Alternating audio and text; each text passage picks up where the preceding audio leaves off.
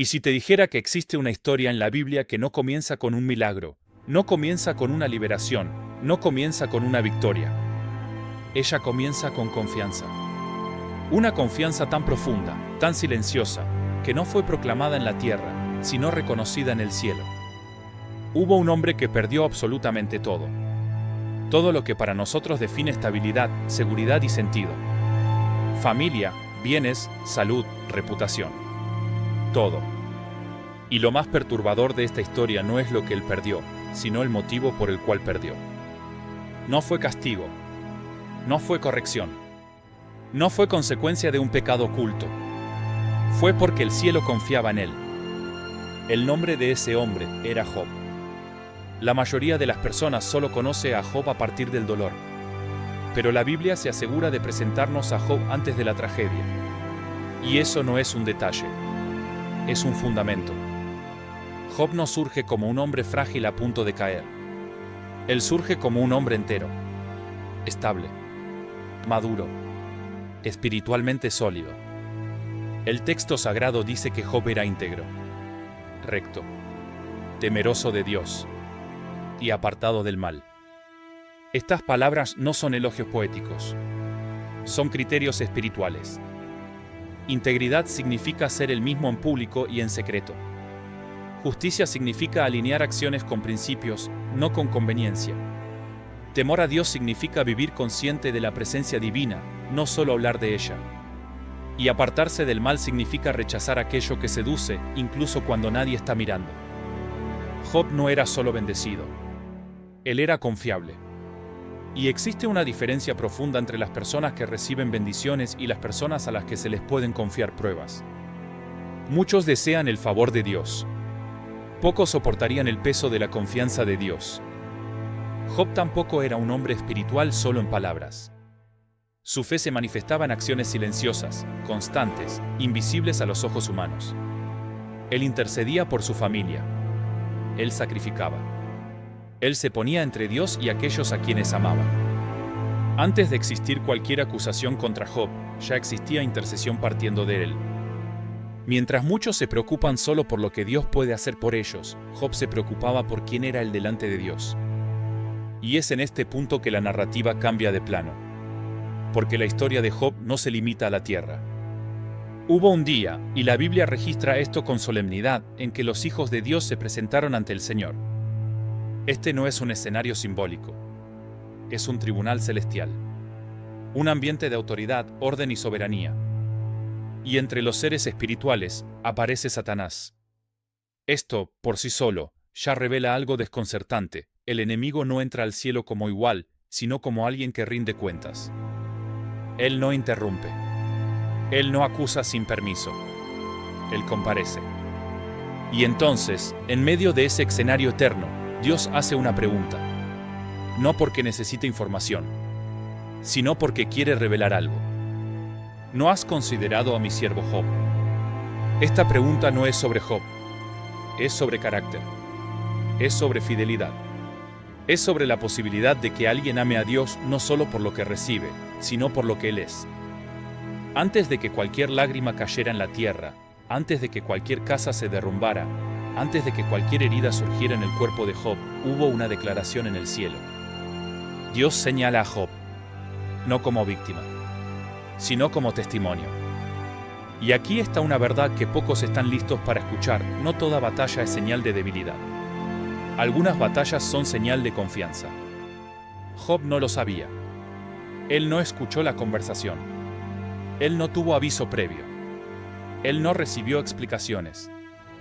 Pero su fe estaba a punto de ser probada en niveles que exponen no lo que la persona dice creer, sino aquello en lo que realmente se apoya cuando todo le es quitado. A partir de ese momento, la historia deja de ser cómoda. Porque cuando el cielo confía, la tierra tiembla. Y entonces, todo comenzó a derrumbarse. Y entonces, en un solo día, todo aquello que sostenía la vida de Job comenzó a caer. No fue gradual. No fue anunciado. No fue preparado. La tragedia no pidió permiso. Llegó como una secuencia de golpes, uno tras otro, sin espacio para respirar, sin tiempo para comprender. Un mensajero llega. Después otro. y después otro. Cada palabra retiraba algo. Cada frase desmontaba una parte de la realidad. Los rebaños se fueron. Los siervos murieron. Las estructuras cayeron. Y entonces, la pérdida que ninguna mente logra organizar. Sus hijos. Todos ellos. La Biblia no describe el grito de Job. Y eso importa. Porque hay dolores que no producen sonido. Solo silencio. Job rasga sus vestiduras. Él cae en tierra. Él llora. Pero algo decisivo sucede allí. Y es aquí que surge el primer secreto de Job. Primer secreto, Job no maldijo a Dios cuando el cielo guardó silencio. Job no negó su dolor. Él no fingió fuerza. Él no espiritualizó el sufrimiento. Pero él se rehusó a transformar el dolor en acusación contra Dios. Esto es madurez espiritual. Porque la fe infantil ama a Dios por lo que recibe. La fe madura honra a Dios incluso cuando pierde. El cielo estaba en silencio.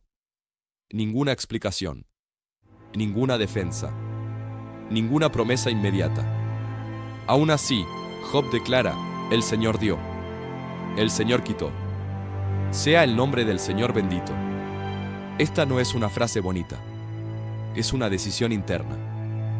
Job comprendió algo esencial. Dios no deja de ser Dios cuando la vida deja de ser buena. El silencio de Dios no es ausencia. Es un espacio donde la fe es revelada. Y Job pasó por ese silencio sin maldecir. Pero la prueba aún no había terminado. Cuando el enemigo percibe que no logró destruir la fe de Job a través de las pérdidas, cambia de estrategia. Ahora el ataque no es externo, es interno. El cuerpo de Job enferma. Heridas cubren su piel. El dolor se vuelve constante. La noche se vuelve interminable. El hombre que antes era respetado ahora se sienta sobre cenizas. Y entonces viene la voz que más hiere. No la de un enemigo, sino la de alguien cercano. Maldice a tu Dios y muérete. Esta frase no nace de la crueldad. Nace del agotamiento, del dolor acumulado, de la sensación de que no hay más sentido. Y es aquí que Job revela el segundo secreto. Segundo secreto, Job entendió que el dolor no define el final. Job responde algo que pocos logran decir en sufrimiento profundo. Él afirma que aceptar solo el bien de Dios y rechazar el mal es una fe inmadura. Job no estaba diciendo que Dios es el autor del mal. Él estaba diciendo que Dios continúa soberano incluso cuando el mal existe. Aquí hay una verdad que lo cambia todo. Quien confunde proceso con destino se rinde demasiado pronto. Job no veía salida, pero él se rehusaba a llamar a ese momento el final. Incluso herido, incluso confundido, incluso sin respuestas, él declara, yo sé que mi Redentor vive. Esta frase no nace de la emoción, nace de la convicción. Él no dijo, yo siento. Él dijo, yo sé. Porque el dolor puede oscurecer la visión, pero no necesita destruir la esperanza. Y aún así, la prueba se profundiza. Los amigos llegan. Por un momento, su silencio es perfecto. Pero después, ellos comienzan a hablar. Y aquí surge uno de los sufrimientos más ignorados de la historia de Job, el dolor explicado sin amor. Ellos insisten en que todo dolor es castigo, que todo sufrimiento es culpa, que si Job sufre es porque falló. Esta lógica aún existe hoy. Solo cambió de ropa. Job ahora sufre en dos niveles, por la pérdida y por el juicio. Y es en este punto que el tercer secreto se manifiesta. Tercer secreto, Job confió en Dios incluso sin respuesta. Job cuestiona. Job argumenta. Job llora. Pero Job no abandona. Existe una diferencia profunda entre cuestionar a Dios y alejarse de Él. Job permanece en la relación incluso cuando no entiende el comportamiento. Esto es fe en su forma más elevada. Fe no es entenderlo todo. Fe es permanecer incluso sin entender nada. Mientras Dios no responde, Job continúa hablando. Mientras el cielo parece distante, Job permanece cerca. Y eso lo mantiene vivo espiritualmente. Porque la fe que no habla se pudre. Pero la fe que dialoga, incluso herida, permanece viva. Job no tenía garantías. No tenía plazos. No tenía explicaciones. Pero tenía algo que el sufrimiento no logró arrancar: confianza. Y cuando la fe resiste hasta ese punto, algo comienza a cambiar. Aún no en la tierra, sino nuevamente en el cielo. Entonces Dios habló, no fuera de la tormenta, sino desde el centro del torbellino. Dios no explicó el dolor, reveló quién Él es. Y eso fue suficiente. Job entendió que Dios nunca perdió el control, incluso cuando todo parecía perdido. Antes te conocía de oídas, pero ahora mis ojos te ven. La mayor restauración de Job no fue en los bienes, fue en la revelación.